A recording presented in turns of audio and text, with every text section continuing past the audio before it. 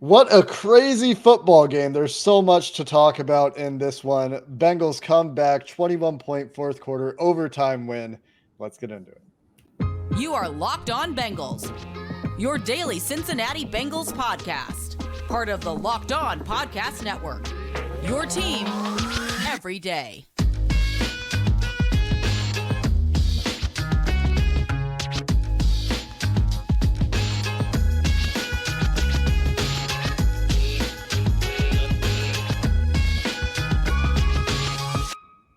What's up, Bengals fans, and welcome to another episode of the Locked On Bengals podcast. I'm your host, Jake Lisco. He's your host, James Rapine. The Bengals have won one of the crazier football games you'll see in your life with some of the crazier plays you'll see in your life, and we might miss things. There's so much to talk about in this game. We'll do our best to cover all of the big takeaways, stories, and more as the Bengals win again. 3 in a row for Jake Browning. Today's episode brought to you by LinkedIn. You can post your job for free at linkedin.com/LockedOnNFL. That's linkedin.com/LockedOnNFL to post your job for free. Terms and conditions apply. And James, there's so many places you could start in this game, but I'll just let you pick one. What's the first story? The first thing to talk about in a game loaded with things to talk about? I think it has to start with Jake Browning. It just does. QB6 and the performance that he had today. And there was so much talk going into this game on this podcast and elsewhere about how this is kind of a litmus test. And will this offense come back down to earth after back-to-back 34-point games?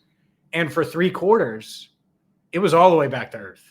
They scored that field goal on their opening drive, and then nothing's really happening. Nothing's really going. And towards the end of the third quarter, they get that drive going, and Browning's able to find T. Higgins. T. Higgins comes alive. Browning comes alive. This Bengals offense and team come alive. And so the fact that he led them to 24 points in the fourth quarter in overtime against the defense that hadn't given up a touchdown since November 16th, or November 19th, I believe it was. It's been nearly a month of touchdownless football for this Vikings defense. And they did have a bye in there, but still 13 straight quarters without giving up a touchdown. And they scored 3 touchdowns on them in 1 quarter to rally back and not just get back into it at 17-17, but then to answer again. Mm-hmm. I think Jake Browning deserves a ton of credit. He had 324 yards, 2 touchdowns, and continues to respond well when throwing interceptions, which he threw that pick to start the second half, and then it was touchdown, touchdown, touchdown, punt in overtime, field goal, gamer. Bengals improved to 8-6. It's like he needs to throw the pick, and then he's awesome. This is 2 weeks in a row where he's thrown a crushing interception that seems like it has, like against the Colts, puts the Colts right back in the game. This week felt like it ended the game or could have ended the game. Obviously didn't. They had time at that point, but it was going to be hard, and it was hard. But they answered the call after there, and after these interceptions for 2 weeks in a row, Jake Browning has caught fire this week much harder than previous weeks. And it was one of the more interesting post-game press conferences too. Some things to talk about from what Jake Browning had to say. One of the more interesting quarterback post-game pressers you'll hear, both in terms of Jake Browning talking about the football game itself and the story he told about the little bit of an extra factor, revenge game factor for him in the Minnesota Vikings. And we didn't give enough thought to. I at least didn't give enough thought to going into this game. That was a major motivator for Browning.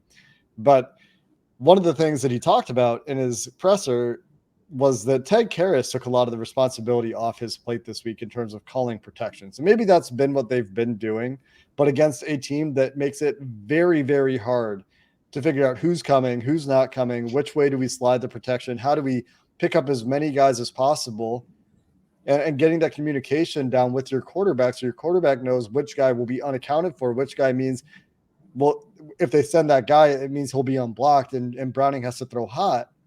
So credit to Ted Karras for, one, fighting through an injury like Alex Kappa in this game, and 2, for helping take all of that off of Jake Browning's plate. And he was treading water at best, was Browning, for a lot of this game to start the game until we got to that late third quarter and then into the fourth quarter and even that drive in overtime to go win the game. It was not pretty. It was a little bit of head swimming, not sure where the ball should be going at all times, some questionable decisions early, but then he did find his rhythm. And it wasn't all the screen game. It wasn't all passes at or behind the line of scrimmage. He's pushing the ball downfield. And I think largely with better accuracy than we've seen from him, that there were some throws obviously that weren't perfect. He missed Charlie Jones on a deep ball where Charlie Jones slows down. Hard to blame Browning for that one. I think that might be on Charlie Jones. Is he alert on Dagger?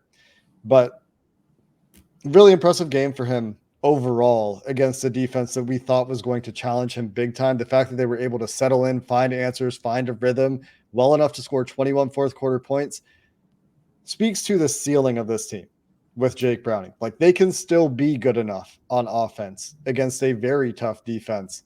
And that's the kind of confidence that it inspires for me this week. It continues to be difficult for the last three opponents. Don't get me wrong. It's going to stay difficult in different ways, but you like the way that they answered the call late in this game.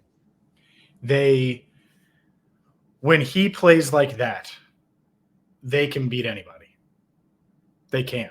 Doesn't mean they will. I'm not saying they're going to win out. I'm not saying any of that. But you're right. It isn't this, we're going to have to rely on the screen game or the running game. Or no, like today was about Jake Browning. And they thought, hey, we're going to have to throw it on this team. And that's where they were at. And that's what they did. And it worked. He spread the ball around, by the way. 11 different players caught the ball. 11. Now, I'm not saying all of them were crazy huge gains, but still spreading the ball out, relying on Browning's arm. 12 guys were targeted, by the way. But it was good to see this offense come alive the way it did, of course, because you could argue it saves the season, all of those things. But for them to win, sometimes the how matters. Mm-hmm. And going up against that defense, being down, not really having any momentum, and continuing to answer, and then responding the right way when you have the weird transition of Jermaine Pratt has a pick six and you have the lead. No, you don't. Questionable offside call on Trey Hendrickson. And then Minnesota scores right after that. It's like, oh, well, a lot of teams lose then. Like the bad teams in the league, they lose after that, after rallying back, and then they get punched in the mouth after thinking that they were going to have the lead. And Browning just led them downfield. And obviously T. Higgins made one of the crazier catches and extensions for a touchdown that you'll see. This team, they're good. But I know that that's really simplifying it. But when Joe Burrow went down, I think most thought, all right, well, that's it. And even coming into today, even during the game, I'm like, yeah, this might be it. Like this might be, they end up 7-7 and they have to win out to get into the postseason. And they came alive at the right time and not only kept those postseason hopes alive, but the offense is a big reason why they did it. Not just the offense. I know we'll get to the defense, but man, Browning on down. I mean, to lose Chase and to still play that way and to find Boyd and to find Higgins, and Tanner Hudson had some big catches. Mitch Wilcox had a nice catch. Like there's something to be said for spreading it around like he did. Tanner Hudson had an awesome game, actually. Like one of the quieter, awesome games, because he had one explosive, technically. I think he had a 20-plus yard catch, but like nothing was. 14 was that it? Okay. Yeah. But still. Nothing was crazy huge for him. Like T. Higgins had some insane plays. Tyler Boyd had some insane plays, or had an insane play. Jamar had the crazy 3rd and 21-yard catch, which great play for Jake Browning as well to stay patient, stay aggressive on that play, not check it down. So there are a few topics there that I want to get to before we necessarily talk about the defense, which we do have to talk about as well. But individual plays, individual efforts. There are a number of really, really cool plays in this game for some of these players that stepped up, including on the defensive side of the ball. Mike Hilton, BJ Hill, and unfortunately we got to talk about some injuries as well, because the Bengals did suffer on that front today. So we'll make sure we get to those notes here coming up next.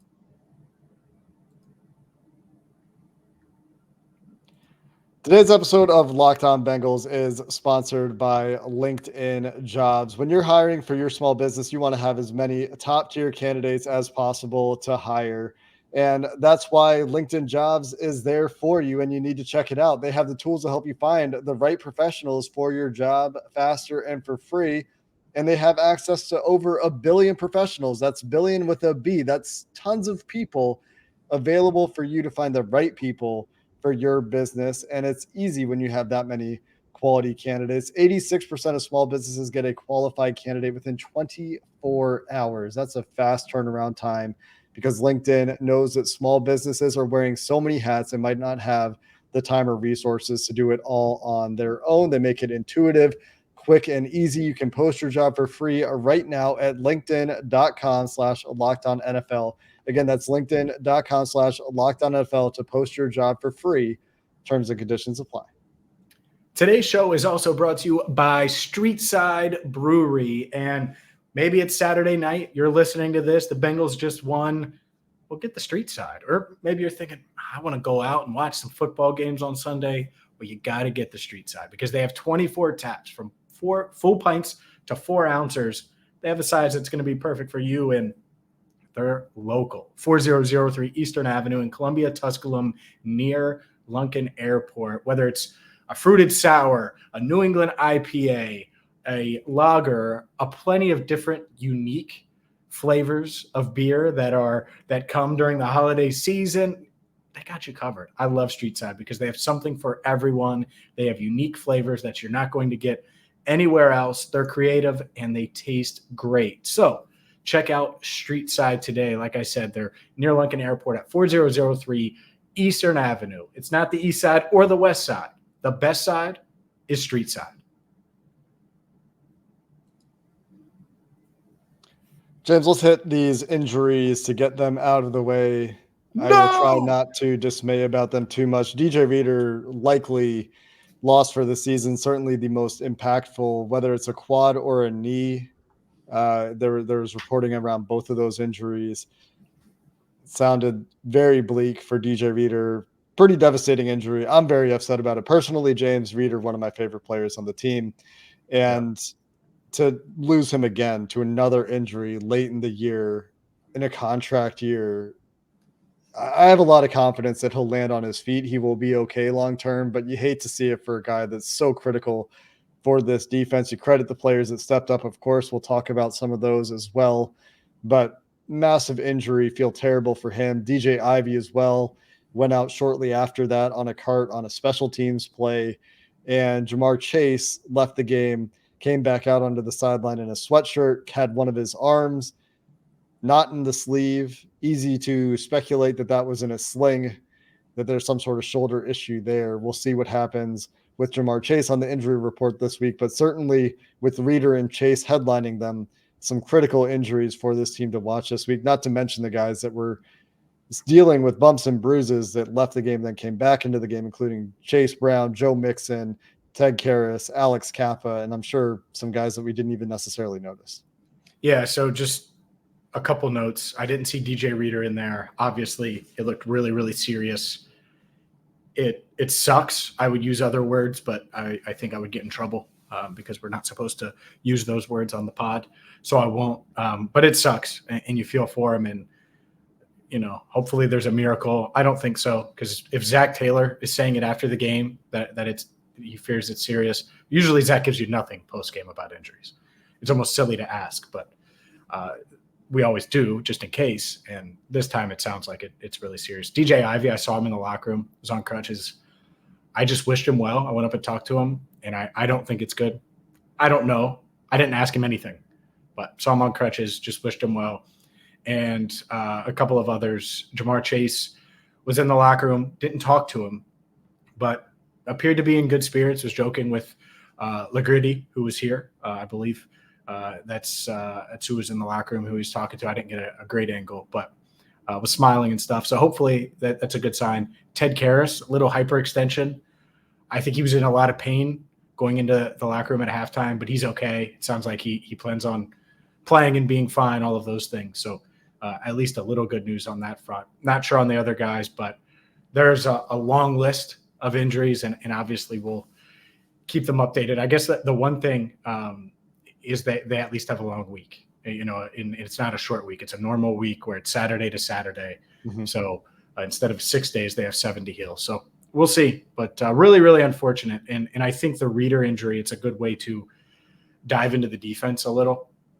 Just the fact that DJ Reader goes down, they give up 100+ yards on the ground to Chandler. And the moment of the game in overtime is you get off the field on 3rd and short and 4th and inches, and you find a way with just inches being the difference. I mean, if they get that first down, they're kicking a field goal. Like they would get some more yards probably, but they'd kick a field goal and probably win the game. And this defense steps up without DJ Reader with the game on the line. Yeah, Zach Carter, a guy that has taken a lot of heat this season. And honestly, I'm not sure how good he was overall in this game. We'd have to go check. I noticed him a couple times doing some positive things in the run game. He's going to play more down the stretch. We'll see if the Bengals make a move there. Tyler Tart was waived by Tennessee or cut by Tennessee. I don't know that he's a vested veteran.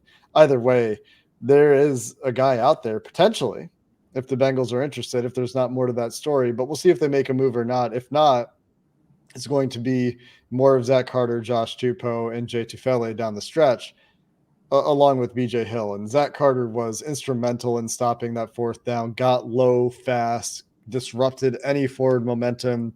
It sounds like Mullins mishandled the snap as well, or looked like Mullins mishandled the snap as well. So shout out Zach Carter on that particular play. Different guys, though, stepping up. Myles Murphy continues to flash and continues to show that he's trending in the right direction. Had a very clean sack, could have had 2, if not for a questionably not called holding penalty on Christian Darrisaw earlier in the game.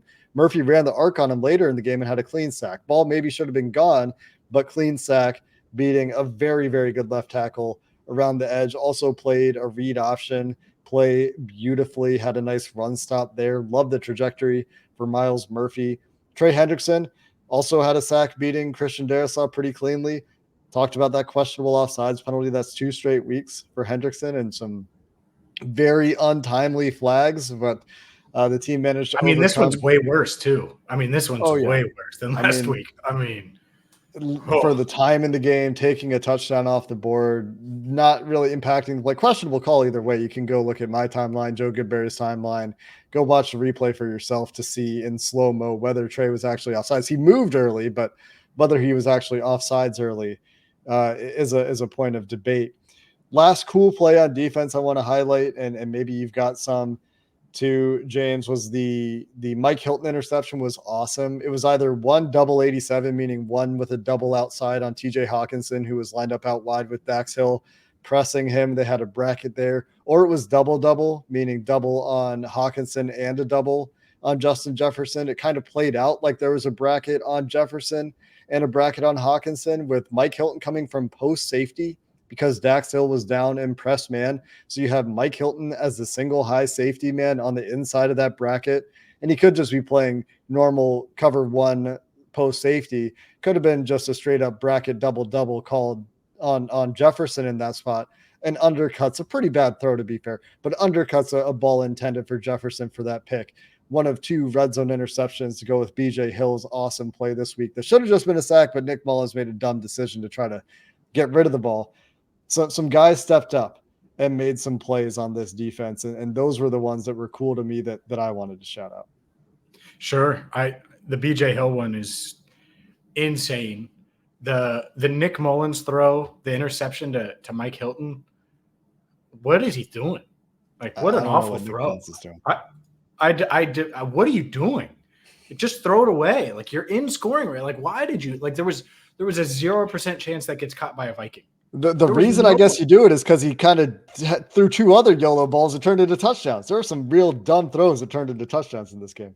Yeah, the Addison play where he just toasts Turner, that one, I was like, okay, well, maybe that's it. Maybe that's when I was like, all right, this might be everything catching up with the Bengals. And they just keep responding. I think that's the part is like when we talk about the injuries, especially, they still find ways, and you can only do so much. The TR Tart's an interesting thing. I did not think about that, by the way, but man, they continue to respond the right way. And there's still plenty to go over, plenty to discuss. This is such a wild game. I mean, Zach Taylor said it's the most what word did he say? It wasn't competitive, a hard fought game he's been a part of. So We will put a bow on things and try to get the rest of our thoughts out to you coming up next right here on Locked On Bengals. Today's show is brought to you by FanDuel. FanDuel is perfect for you. They are America's number one sportsbook. And guess what?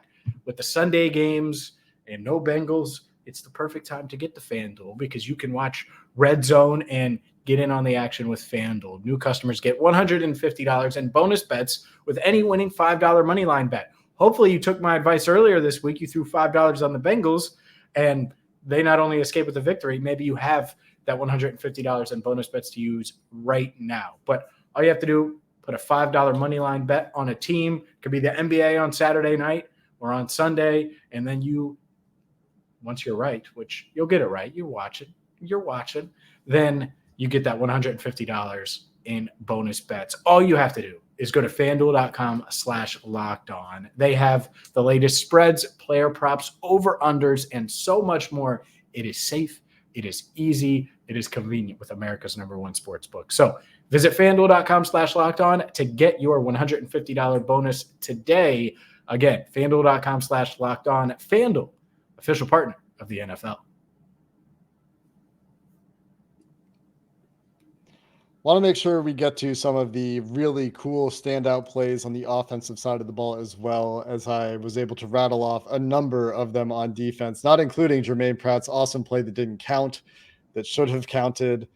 I'm sure there will be more that turn up on film review as well. But on offense, a huge credit to Jake Browning in this game. Of course, that's where we started the episode, but mentioned that so much more was pushed downfield in this game for Browning. He could have had more too if T. Higgins comes up with a couple of one was just a stone cold drop. One was you could call it a drop. There's a defensive player involved. The ball comes out going to the ground. Could have had an even bigger day because the Charlie Jones play could have been a touchdown if Charlie Jones doesn't slow down mid route, as he's the alert on a dagger, meaning he's running the clear out go. There's a dig running behind it. That clear out go is almost never thrown. It was an awesome read for Jake Browning to pull the trigger on that throw. Just didn't connect on it because Charlie Jones slowed down, because he overthrew it a little bit, whatever the cause is. Could have been an even bigger day. Yeah, I think I like the aggression. Yeah, I think it was a little bit of both, but there's no doubt that Charlie slowed down. And then he put on the afterburners, which you never run that, like, unless the ball's there, you're never putting on afterburners like that hard anyways. So it's the truth is probably somewhere in the middle, but that's when you got to have. I was like, those were the got to have it plays we talked about coming in. And I was like, are they going to be able to overcome that? For 3 quarters, they couldn't. I mean, that was a huge play. Should have been a touchdown. And they did overcome it late with some of the plays I'm about to talk about. I don't really blame either guy for that a ton. There's reasons to forgive both of them. For Jones slowing down on the route, you forgive him because that ball almost never gets thrown to the alert go. That clear out route almost never gets thrown. It's super rare. And for Browning, because Jones slowed down, it's hard to fault him there. But love the aggression, love the read from Browning on that play. That's a pretty high-level decision, in my opinion. Just to throw the clear out go on dagger. You very rarely see that against cover 2 where no safety carries a go. But again, that's a play they should have had and could have made Browning's stat line even more impressive. But T. Higgins, to his credit, bounced back in a big way in this game in the second half. After at halftime, I said, man, it's been a tough season for T. Higgins. He can't catch a break this year after his catch was overruled. About 100 people in my replies told me that he can't catch a ball this year. And then he had one of the more impressive mossings you'll see to come down with a YOLO ball from Jake Browning near the pylon and have the awareness and body control to turn and get that arm extended over the goal line to make sure they got 6. That's that. You like yoga, Jake. That's that yoga Pilates that he's been doing to be able to bend that way. That's the Pilates TD. The awareness alone is just unbelievable. It's also stupid. I know he's been struggling, but it's stupid to pretend that T. Higgins isn't like a great player. He's going to make $20+ million per year on his next contract. That hasn't changed because of today. Like, you show that people will overlook the numbers. Like teams will overlook the numbers because it's hard to find that. And he reminded everyone that he's still that dude. And heck, Justin Jefferson was impressed with it after the game, like coming up to him and talking to him. So he's he deserves credit for not losing it mentally, because it would have been real easy at some point this year with the injuries, with the fact that he is in a contract year and got a backup quarterback. He's been the same guy. And he's not old. This is a 24-year-old kid. And he approaches it as professionally as possible. He's never bickered to me, complained to me, nothing. I think I have a pretty good relationship with him. I don't think he's bickered to anybody else in that locker room either. And that's what you need. And I feel really good for him because we know he could have had a bigger day. Heck, he could have had a 76-yard touchdown last week if Browning was more accurate. Like the T. Higgins breakout, that could continue. And I'm really glad that he was able to rally. All of his catches came in the fourth quarter, by the way. It's not like he rebounded quickly after those drops. The third quarter was kind of it was a drought, and then boom, that 13-yard touchdown got him going. And that was also a nice play. It's just a little corner route. He ends up matched up on a safety eventually, but fights through contact near the top of the route and easily generates separation with that safety. That's a matchup you'd expect him to win, but he did so fighting through what could have been called illegal contact had the refs been so inclined. They were letting the DBs, as we saw later in the game in overtime, play pretty physically with wide receivers in the secondary. I don't think we saw a DPI flag in this game, despite that one that looked, I mean, there's a hand in the collar pulling. I mean, that's, but they overcame it. Didn't end up mattering. They did. And a lot of that's to do with Tyler Boyd and Joe Mixon. Want to make sure we shout out those guys as well. Joe Mixon in this game was fantastic. He only had 10 carries. He only averaged 4.5 yards per carry. The numbers aren't amazing for him. He added 3 catches for 14 yards, but he was efficient when he did get the carries, and he was going to have to be. This was not a game. This was not a defensive style that was going to be something that Chase Brown style runs were going to be something you could hit a ton in this game. And that shows up in Chase Brown's average. He only was just over 3 yards per carry in this game because the traps, the whams, the crack tosses, and I think his best run was on a toss play, are just not as accessible against the way the Vikings play defense versus the way the last couple of opponents in the AFC South play defense. So Joe Mixon, patient running. We saw his pre-line of scrimmage work today, his patience, his vision, his ability to set up blocks, make good decisions behind the line of scrimmage, and make good decisions as to where to cut the ball upfield. That was on display in this game. And his touchdown run on 4th and goal was insane power. Like insane balance, power, body control. He is taking a guy on unblocked, and is honestly, he's dead to rights. There's no way he should get in there. Keeps his feet, keeps his balance, keeps the power going, and drags another 2 guys into the end zone. That is a phenomenal 1-yard run for Joe Mixon to get that touchdown, and he deserves a lot of credit for that. Agreed. He's been great in those situations over the past couple of weeks. I think about the touchdown on the goal line against the Jags, where he was able to somehow keep his legs off the ground and his knee from touching. This one, straight power. I think it was Danielle Hunter was in there, and I don't know Ivan the other Pace guy. as well. Yeah, Ivan Pace. Yeah, like Ivan Pace had a free shot at him, unblocked. Yeah, and by the way, if you're Joe Mixon, that's what you should do to a 5'10" guy. Like that should be your mindset, especially on 4th and goal. They needed that. It was a gotta have it, and they got it, and he deserves a ton of credit. I agree with you. I think that these running backs, and Chase Brown left briefly, and St. Mixon looked like he got a little nicked up, but these running backs, the 1-2 punch really works well and fits well. And whether it's thunder, lightning, whatever comp you want to make, it translates. And it was big for them to be efficient on the ground, because in games like this, when you know you're throwing it, and I think they did, they knew they were going to throw it 40 plus times. You need efficiency from the ground game. You might not get 100 plus yards on the ground, but it needs to be efficient. And it was with Joe. It was with Joe Mixon in this game. And this is the kind of game they needed from him. They did stop running the ball to some extent in the second half when you're down 2 touchdowns. That's one of the reasons that you credit Jake Browning and this coaching staff when you're down in a very negative game script. To get that level of play from your quarterback, who is not Joe Burrow, is an awesome achievement for this offense against a defense that should be making it very hard on you. So you credit them for staying aggressive, for being able to continue to push the ball downfield, find the right buttons to press. Tyler Boyd, really quiet day until it wasn't. 44-yard catch to set up the game winner. Awesome play for him there as well. Can't forget that. Jamar Chase, the big 3rd and 21 conversion. Again, incredible play for Chase and for Browning. Unfortunately, Chase goes down with an injury on that play. And even Chase Brown, I mentioned the running game was limited for him in this game, but the screen on the first drive of the game, I think, where he breaks a tackle from Cameron Bynum, who's been pretty dang good safety for the Vikings this year. That's a feather in his cap from a scouting perspective. Just the ability to run through those tackles for him and adding that power to his speedy game. You love to see that for Chase Brown. And I'm sure there's more that we've missed we'll have to get into in our second reaction this week. Yeah, Brown had 51 yards on 10 touches. I mean, you take that.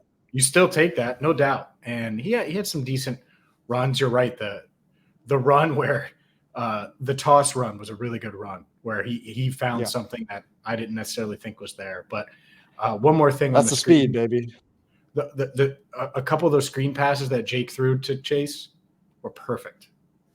And there are good screen passes and bad screen passes, and he deserves for the touch he put on him where Chase could catch it and just go and catch it in stride, didn't have to stop or anything like that. So, but you're right, plenty more to react to, Jake. I'm surprised, and this team doesn't surprise me a ton because expectations have been pretty high. I'm surprised that they were able to pull that one out. Huge win.